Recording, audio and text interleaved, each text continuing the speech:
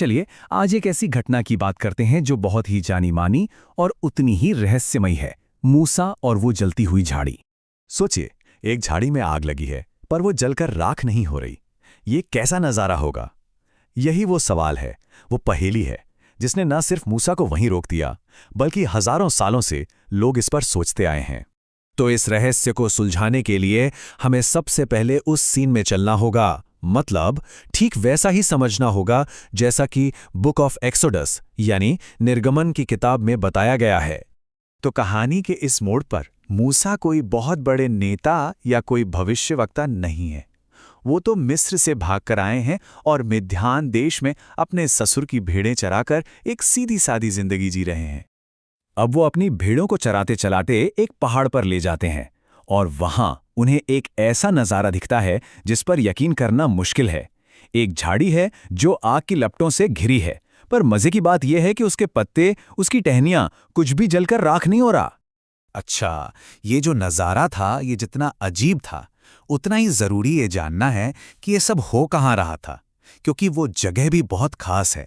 मूसा उस वक्त होरे पर्वत पर थे। इसे परमेश्वर का पर्वत भी कहा जाता है। मतलब ये कोई ऐसा वैसा पहाड़ नहीं था। इस जगह का इजराइलियों के इतिहास में बहुत ही गहरा महत्व रहा है। जैसा कि हम देख सकते हैं, होरेब पहाड़ एक बहुत ही अहम जगह थी। यहीं पर परमेश्वर ने 10 आज्ञाएं दी, तो ये एक वाचा का स्थान था।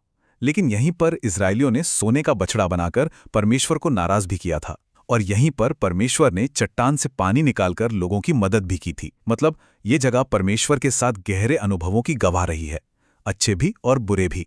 तो मूसा जब हिम्मत करके उस अजीब नज़ारे के पास जाते हैं तो कहानी में एक और मोड़ आता है।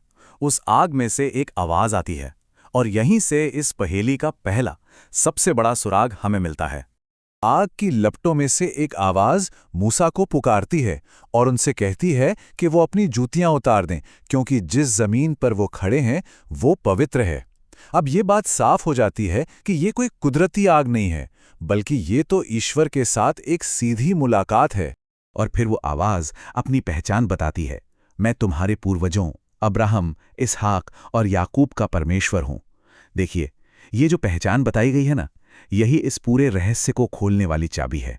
तो अब सवाल ये उठता है कि इस झाड़ी के न जलने का क्या मतलब है। चलिए अब इस प्रतीक के गहरे मतलब को समझते हैं। तो आखिर उस न जलने वाली झाड़ी का असली मतलब क्या था? इसका जवाब बड़ा दिलचस्प है। वो पुराने नियम की इस कहानी को सीधे नए नियम की एक सीख से जोड़ देता है। देखिए, नए नियम में लूका की किताब में लिखा है, वो मरे हुओं का नहीं परंतु जीवितों का परमेश्वर है। ऐसा कहा जाता है कि यीशु ने खुद इस घटना का जिक्र किया था। उन्होंने समझाया कि जब परमेश्वर ने मूसा से कहा कि वो अब्राहम, इसहाक और याकूब का परमेश्वर हैं, तो इसका मतलब था कि वो पूर्वज मर नहीं गए, बल्कि परमेश्वर के लिए वो आज भी जिंदा हैं।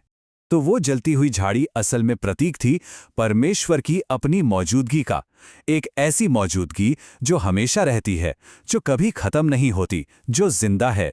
झाड़ी इसलिए जलकर राख नहीं हुई क्योंकि परमेश्वर की शक्ति और उनके वादे कभी खत्म नहीं होते, वो हमेशा बने रहते हैं।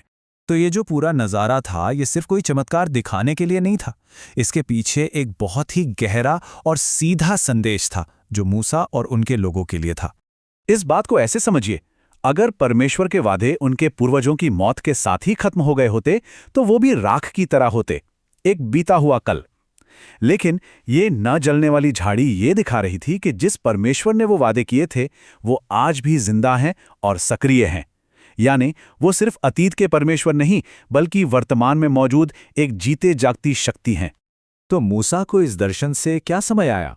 यही कि अब्राहम, इसहाक और याकूब का परमेश्वर उन्हें भूला नहीं है। परमेश्वर को अपने वो सारे वादे याद हैं जो उसने उनके पूर्वजों से किए थे। उसने मिस्र में अपने लोगों का दुख देख लिया है और अब वो उन वादों को पूरा करने के लिए खुद सामने आया है। तो जो आग भस्म नहीं करती, वो एक ऐसा वादा है जो कभी खत्म नहीं होता। वो जलती हुई झाड़ी एक तरह से इस बात का जीता जागता सबूत थी कि परमेश्वर का वादा भी उतना ही जिंदा है जितने कि वो खुद। तो आज हमारे लिए इस बात के क्या मायने हैं? एक ऐसी शक्ति जो कभी खत्म नहीं होती, जो हमेशा मौजूद रहती है, ये विचार हमें क्या सिखाता है? ये कहानी सिर्फ इतिहास का एक पन्ना नहीं है, ये एक ऐसे विश्वास की बात करती है जहां वादे याद रखे जाते हैं और मौजूदगी हमेशा बनी रहती है।